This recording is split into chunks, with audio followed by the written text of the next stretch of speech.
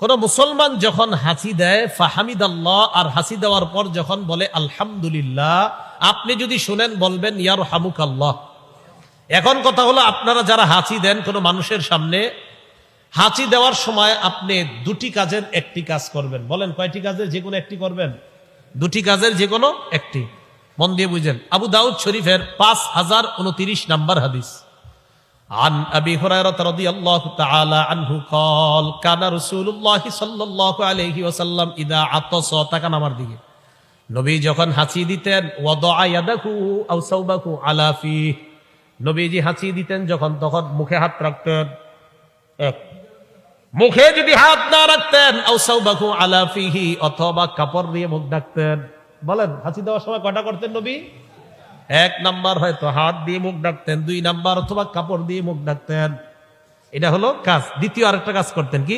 ওয়াখাফাদা, এইভাবে মুখের মধ্যে হাত অথবা কাপড় রাখার পর আল্লাহ রসুল আস্তে আওয়াজ করতেন।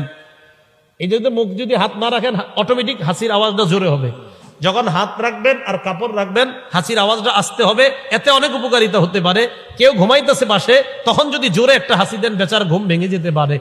আপনি যদি হাত রাখেন অথবা কাপড় রাখেন হাঁচির আওয়াজটা আসতে হবে। এখন শুনেন, হাঁচি দেওয়ার পরে মনে করেন আমি ওনার পাশে বসা, হাঁচি আসলো, আমি হাত দিলাম আর কাপড় দিয়ে মুখ ঢাকলাম, এরপরেও হাঁচি দিলাম।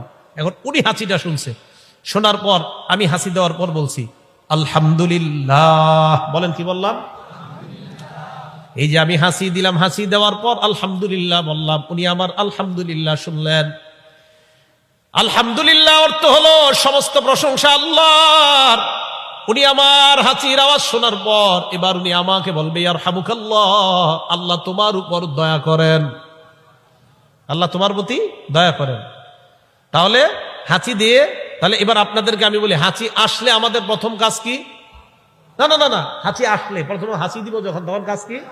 হাত অথবা কাপড়, হাত অথবা কাপড় দিয়ে মুখ ঢাকা।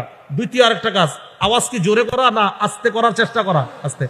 তাহলে হাত দেওয়া অথবা কাপড় দেওয়া প্রথম কাজ, দ্বিতীয় কাজ আওয়াজটা আস্তে করা, তৃতীয় কাজ আলহামদুলিল্লাহ বলা। তাহলে হাঁচি আসলে প্রথম কাজ মুখে হাত দেওয়া অথবা কাপড় দেওয়া, দ্বিতীয় কাজ আওয়াজটা আস্তে করা, তৃতীয় কাজ আলহামদুলিল্লাহ বলা।